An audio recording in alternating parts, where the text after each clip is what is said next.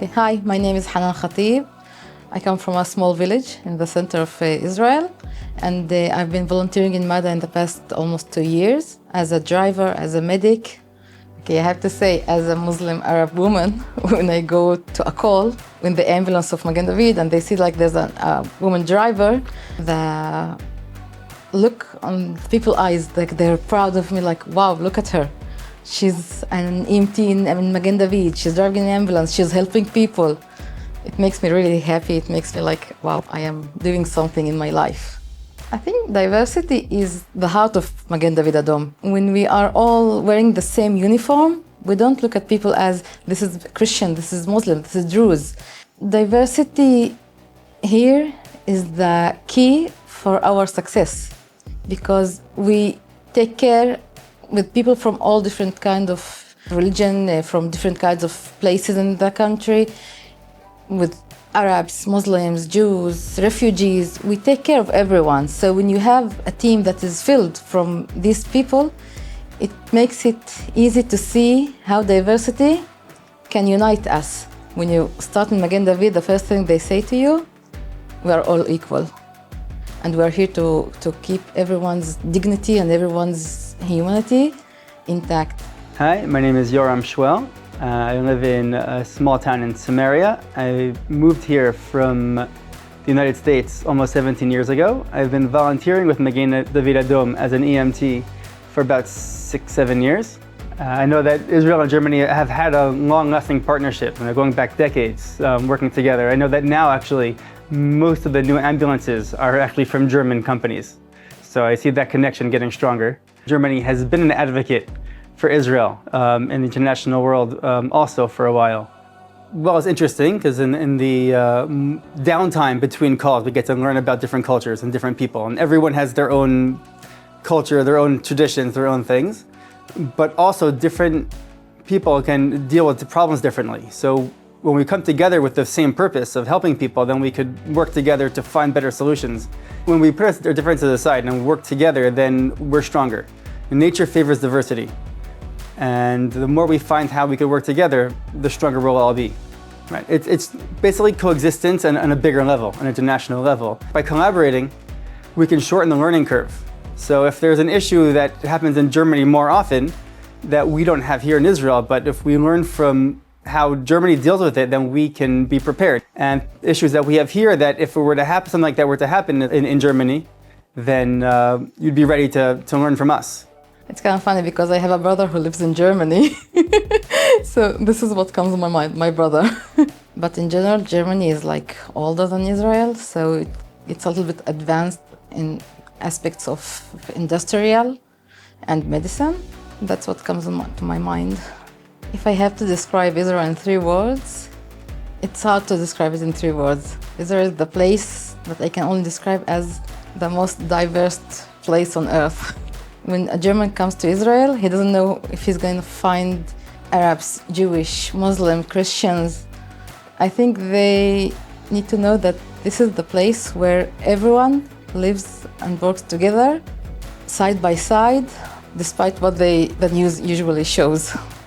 If I needed to describe Israel in 3 words, I would pick vibrant and peace-loving. You can see just walking around everywhere in the country, even now and through the past 2 years, where things are growing, things are being built, people are helping each other. We don't want to keep fighting. And everything we do is aimed towards for people to live their lives together in a helpful and friendly way, in a peaceful manner. I was always enamored with emergency medical services, even as a kid. I watched ER and all those other shows. Whenever I knew someone who was an EMT, I'd ask them all kinds of questions.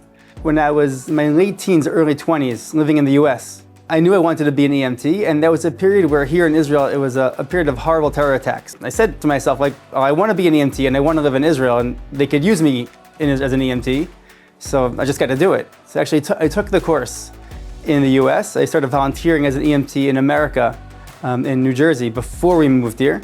And when I moved, it took me a couple of years to get settled, and I took a course here in Israel, and I've been volunteering since then. I don't think it was one specific incident, nothing that I can remember. It's just whenever something happens, someone gets hurt, I feel like I wonder how I can help. So as an EMT, it's a way to help in a professional manner with that higher level of knowledge. I was looking for something meaningful to bring into my life because it felt in one point my life felt like as a flat line. MADA is like one of the first things that came into my mind because when I looked, it's like the national organization that is like helps everyone, that it's built on volunteers. So it was MADA my first choice.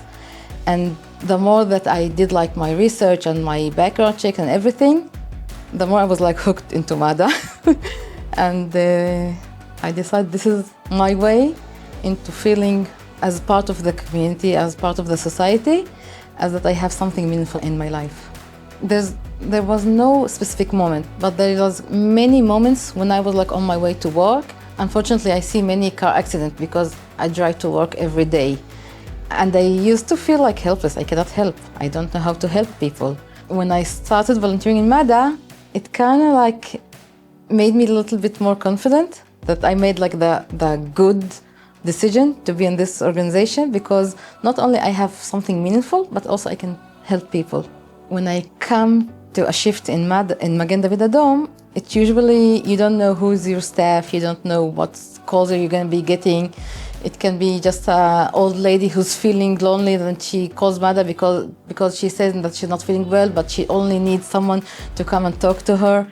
Unfortunately, yeah, we had few of these calls that they call Magen David Adom to say they're not feeling well. And when we come, of course, we do a physical, like whatever we can do to see that they are really okay and everything is fine medically. They taught us in Magen David not just like to act as robot and just go by the book, like this is a protocol, like 1, 2, 3. No, we see the person as a human being. We do sit with them, we talk to them, we look at the pictures that they have on the wall, and we say, wow, what is this? Tell me about this. And you see that they're like getting like a smile on their faces and they're like much more happier, they are like much more comfortable, and you see that they don't really need a medical assistant, but they reach to Magen David because they feel that this is like their safe place, that they can see people who will come and see them as people. So we have few calls like this once a week. We're here to help people. We're here to make the world a better place. Whatever the issue is, if they need help, if they're stuck, you'd be helping someone with car trouble, you'd be helping someone who is having a heart attack. It makes me feel good knowing that I help someone else. There is no typical day or night. Both on shifts, you never know what's going to happen. It could be, the more boring calls. It could be more exciting. You could go from one to the other. You never know what's going to happen. And even at home, on a typical day of mine is just way too dynamic. It could be, working, and then all of a sudden I get a call that someone got hurt. So I drop everything, obviously, and go run to help. Then to figure out what I was up to when I come back. But you never know. It's knowing that I'm part of a bigger system. Thousands of people across different levels of certification from different backgrounds working together to help whoever needs help, whatever it is. You have almost 15,000 young people who volunteer here. So these are the future of the medics. What I see is not people who see volunteering as a mission that they need just to check a V next to it. So starting at young age here can make you a better medic, and this is what's happening now. So the future generation is definitely going to be better than the current generation. Well, I think it works both ways, because the teenagers who start come in full of motivation that sometimes people who've been doing it for a while can get kind of worn out or burned out. Their enthusiasm can help inspire people who've been doing it for longer, and the professionalism and the dedication that even if it's boring, even if it's a slow day, that we're doing this because we're ready to help people, can help and teach them as well about determination and sticking with it. Besides that, I think the new medics actually have, I guess as a benefit, there's a lot more to learn now. As we learn more about healing and helping people and more about the body, there's a lot more to know. They've got more to know and more to do, but I think they're up to it.